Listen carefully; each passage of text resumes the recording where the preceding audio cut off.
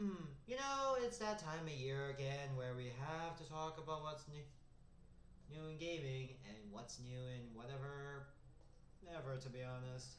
It's the Game Awards. Yeah, last year was alright, despite who won Game of the Year, but I don't think it really affects anything, and didn't really affect much.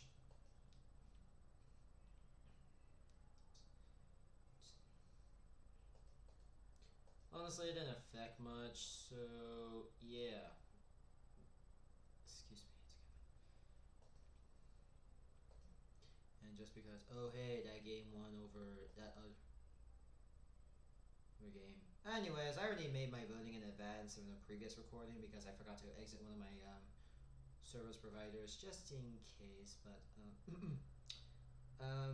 yeah. One second, I need to check my. I need to go check my recording real quick. I'll be right back. I'm okay. Sorry, I forgot. I have to unpause. So yeah, let's just talk about really my votes for my picks for this year's Game Awards. Yes, and let's begin right now. First of all, we get to bet as Game of the Year, and so we get to Deathloop, It Takes Two, Metroid Dread, Psychonauts 2, Ratchet and Clank Are Ripped Apart, and Resident Evil Village. Money is on Resident Evil Village because why not? To be honest, it's the only game I was more into that year, so yeah. Next up we get to is Best Game Direction. I would say It Takes Two, most likely, as I think the game direction at least had some decent, it's pretty good. Best Narration.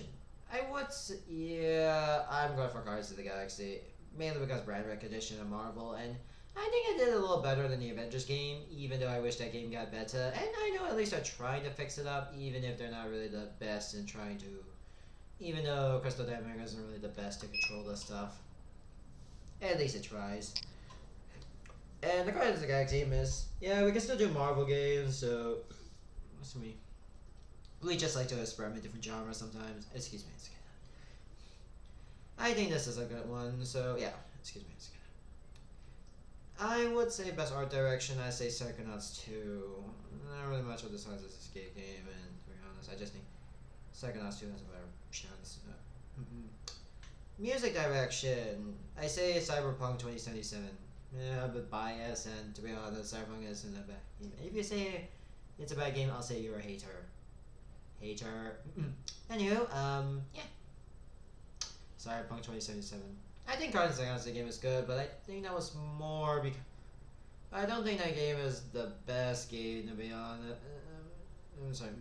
Cyberpunk is still badass, but I'd say Marvel's Guardians of the Galaxy soundtrack is more on using other versions of the game, and also near the replica of version 1 and point 2247444 or 87139. Yeah, that number is. I don't get the time. But yeah, I would say mostly the. And I just think. Audio design, I'll say Resident Evil Village. Best performance. I never hear Eric Mori's performance as Alex Chin for True Colors. I never played Life is Strange, so yeah. Gabriel Espada. So sorry if I butcher that name. Esposito. Sorry if I kind of speak Mexican sometimes. Speak Spanish sometimes. Sorry if I butcher that. I know. That's Antonio Castro. I've been a bit away from Ubisoft. Not because I hate them, but I just really want to focus on their franchises to be honest. And the reputation was not great lately, but yeah. Far Cry 6 has been a bit on the mixed bag side, but still has been pretty good.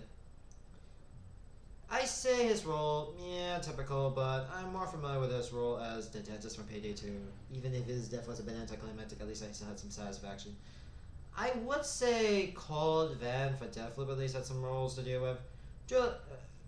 I'll say Jason Kara does some. Also, Kara. I think yes, I do enjoy her role. Giovanna, yeah, at least had some roles.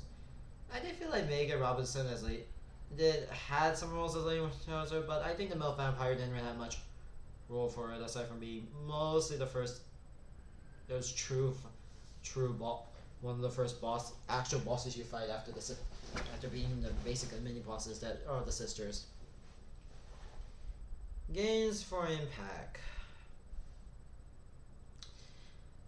Yeah, I picked Boyfriend Dungeon mainly because I just didn't like the gameplay mechanic more. You know, let me just do this joke.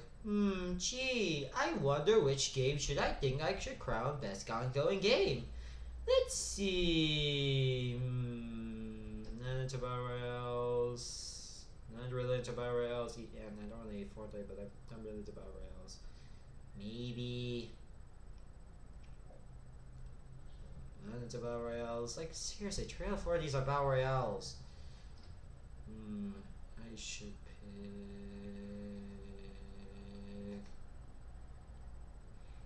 Yeah, of course. I like playing Final Fantasy XIV, and I had loads of hours on Final Fantasy XIV.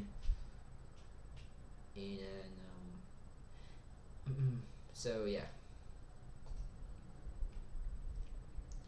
Honestly, it was because Loop Hero was the only game I played that year, and so I basically give it that award. Not really that innovative, not really that fun. Need something more, yeah, I think. Excuse me a second. Sadly, Cookie Current Kingdom isn't nominated, so.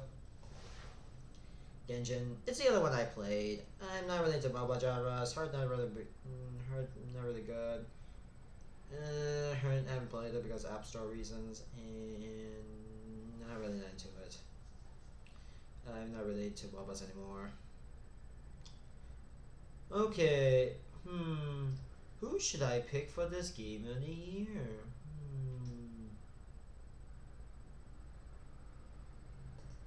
Yeah, of course. I'm gonna put Guardians of the Galaxy. I'm gonna say I Inspected I too. What of Assassin's Creed and Resident Evil 4 or more ports? More on less of ports. Although yes, Resident Evil 4 or VR, at least it wasn't a first person's perspective, but it still gave the graphical aesthetic. It feels more or less like a port, to be honest. Lone Echoes 2 maybe. I did feel like Steinberg VR is gone, but not really that fun, so I expected to die too at least. That game, it feels like at least has more originality at least. Lone Echoes 2, sure, but I felt this game at least had a bit more originality. Yeah, I'm gonna pick that flip for the Celeste. I'm gonna put under, Resident Evil Village. Cyberpunk because obvious. I did feel like Wall, I admit. Monster, yeah, I feel like Tales of Ash.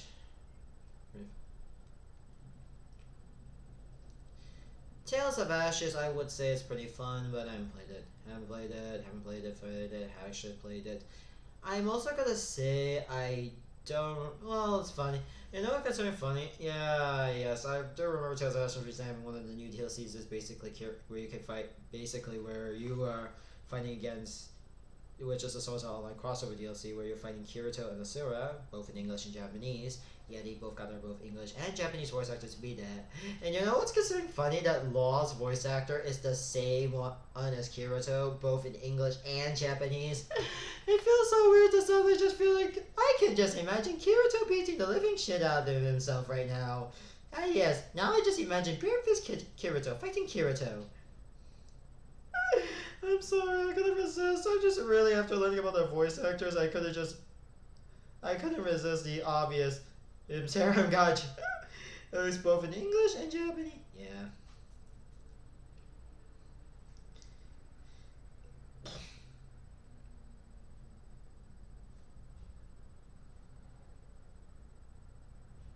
Anyway, yeah, I'm picking that. Okay, fighting games. Yeah, I guess one of them was just picked out of a desperate choice. Yeah, I know I do like Nickelodeon, but never played it. Never played it that year, but of course, because of the Fate's Grand on Fate's bias, and also because Saber was in that game, so I'm just gonna choose Mary Blood. And because it had Saber, Worst people are. Yeah, if you don't know, let me just look this up real quick. No, I know this is not a character, but this is the main reason why I vote for her. This is the main reason why I voted for her. And of course, she's brand recognition. And because I'm more of a Fates fan myself, so I lean towards mostly her, to be honest. So yeah, never play. Yeah, sorry, the Fates bias. I just strong with this one. Okay, let's just say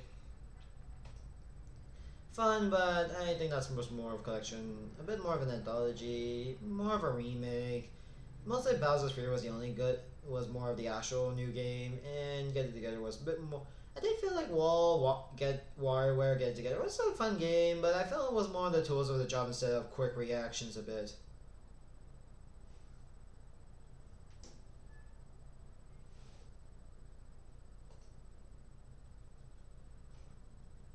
Oh, sorry. Oh, sorry, I need to check on all the categories I have voted that year. Let's see. All this still okay. Yeah, still all of them still voted. All of them are still voted, thankfully. So, let's see. Yeah, just checking real quick before we just suddenly just do this. So yeah. Yeah, I'm gonna play Age of Empires first since I don't play either of these games. I'm gonna put Hot Wheels on this.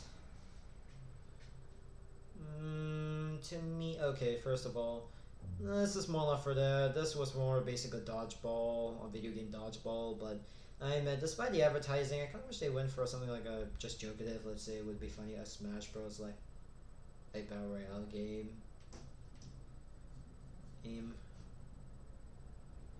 Games and Smash Bros. Is already gone, and also that new Warner Brothers game, and also because of this new Warner Brothers multiverse, that we don't really have any more current announcements of what this game will be or what it is going to be, since there's not much information going around yet.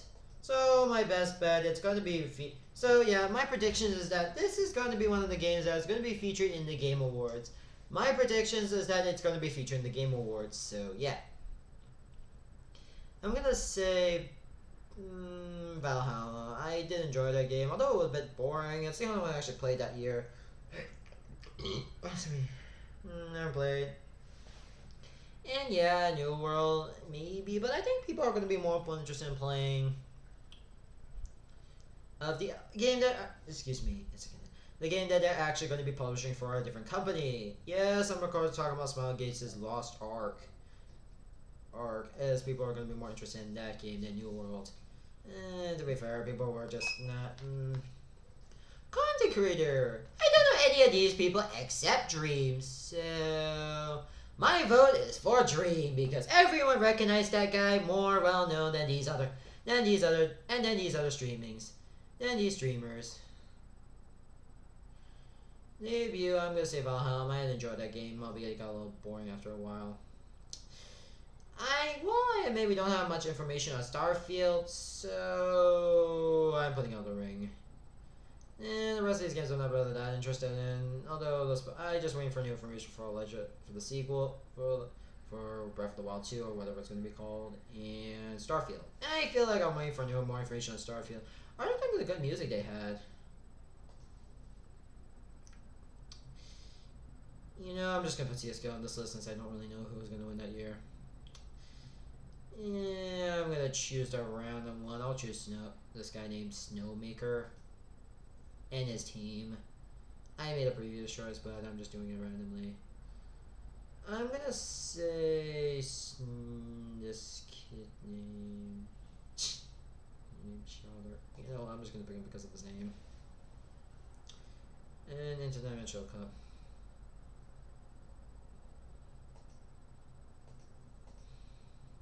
First of all, let's just go back to all the awards I voted that year.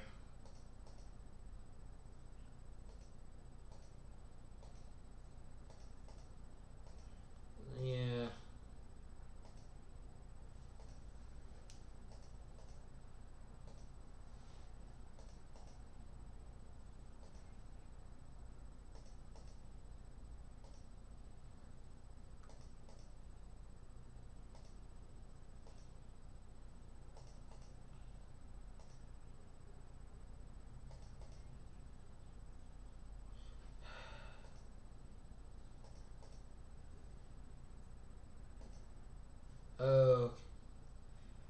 Okay. So yeah, now that's my picks.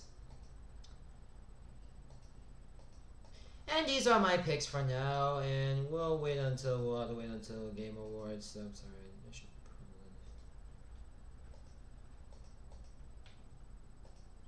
probably. Anywho, yeah. Sorry, I'm just doing my editing this.